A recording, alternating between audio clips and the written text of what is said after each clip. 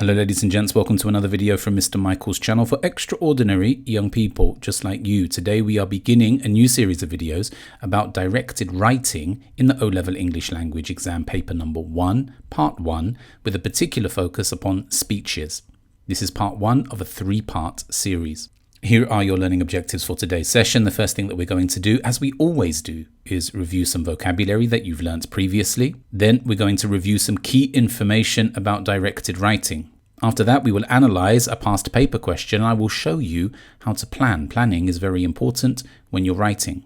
The fourth thing that we will do is we will analyze a model answer and I will show you the structure of an excellent speech. And the final thing will be your opportunity to write an introduction. So let's get started with our retrieval practice. Please write down the words on the screen and think up a synonym or a definition for each one. You should be able to do that from your memory. However, if you can't, you best look it up. Please pause the video and do that now. In 3, 2, 1. The first word is renowned. Renowned is an adjective and a synonym for the word renowned could be famous or celebrated. He is renowned for his footballing ability. The second word is symbol. Symbol is a noun and a synonym for the word symbol could be emblem or sign. The third word is vulnerable. Vulnerable is an adjective and synonyms for vulnerable could be something like in danger or exposed to risk. Good stuff. Now here is some key information about the directed writing task in the O-Level English Language Paper 1, Task 1. As you can see there at the top, it says Task 1, Paper 1. That's where you will find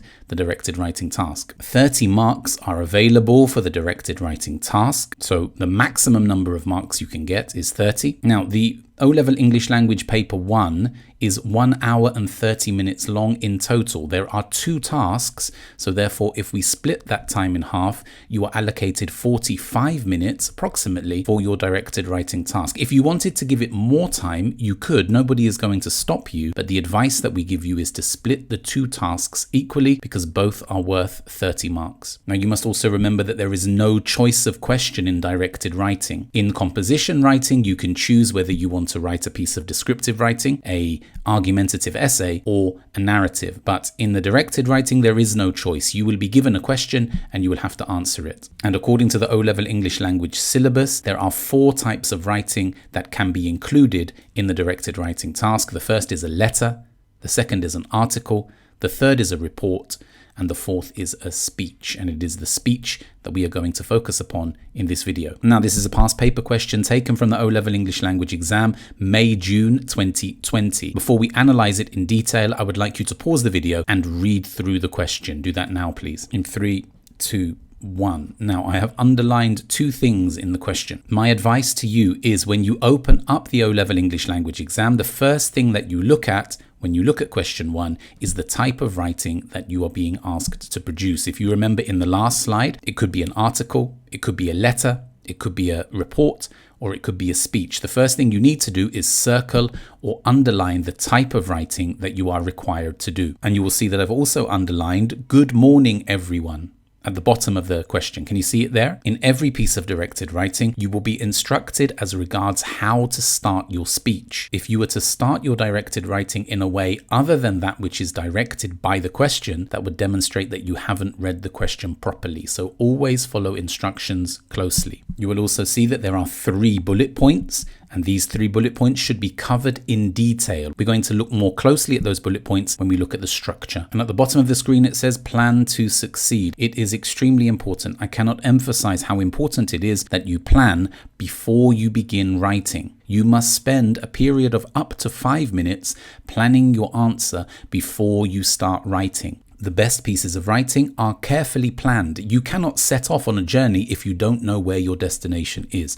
Therefore, it's important for you to spend up to 5 minutes planning before you begin writing. I hope you remember that. Okay, so planning is very important, but many students ask me, well, so I don't know how to plan. I'm not sure how to plan. That's fine.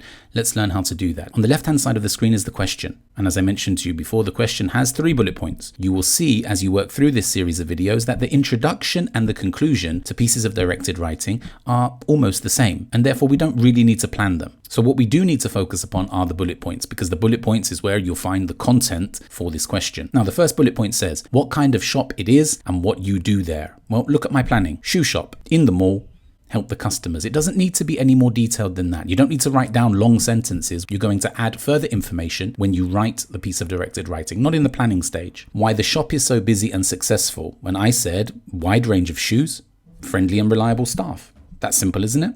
Again, not much detail, just key points and key ideas that will remind you when you begin writing. The third bullet point says, why working in the shop is a useful experience for you. And I wrote, well, it builds confidence and discipline. So you can see that writing a plan will not take that long.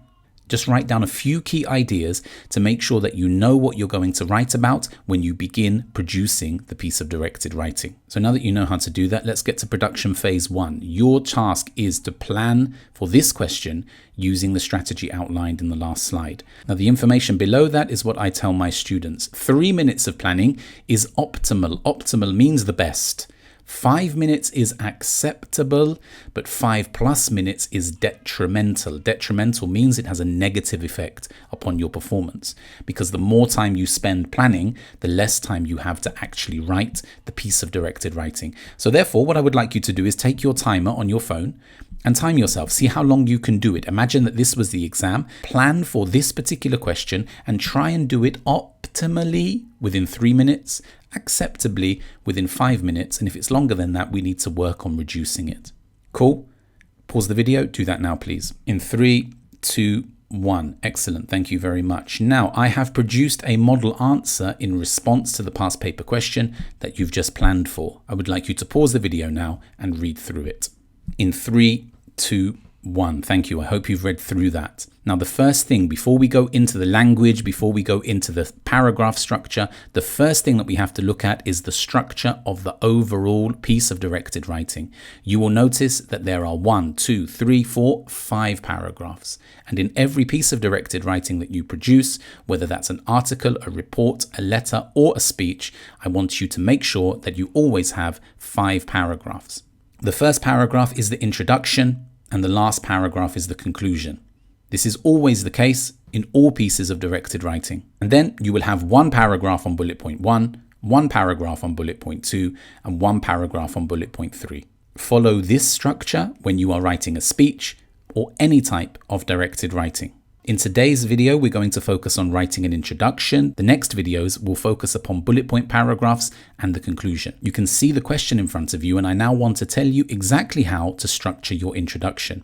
As you can see, I've highlighted in red, "Good morning, everyone." Where did I get that from?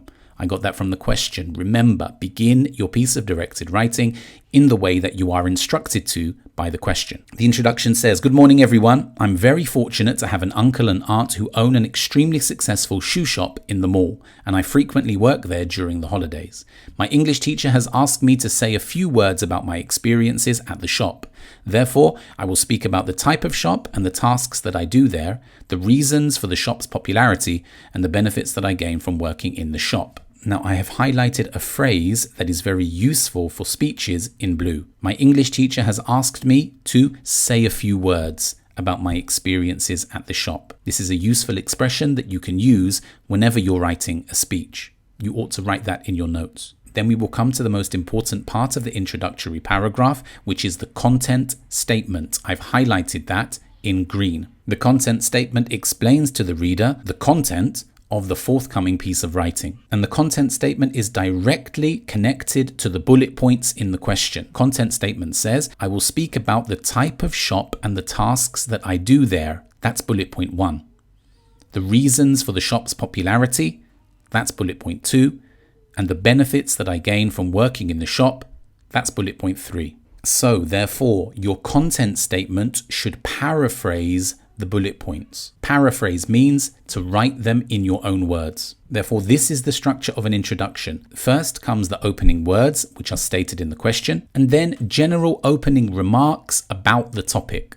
And the last thing that you are going to have is the content statement, which, as I explained on the last slide, is a paraphrase of the bullet points in the question. When you are writing an introduction, make sure that you follow this structure. Can you please write this structure in your notes? Pause the video and do that now, please. In 3, 2, 1. Okay, now that you're familiar with the structure, let's move to production phase number 2.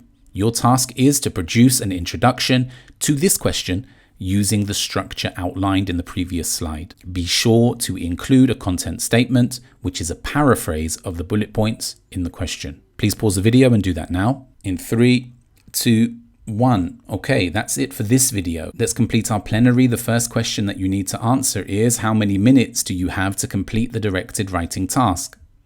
The second question is, how many paragraphs should a speech contain?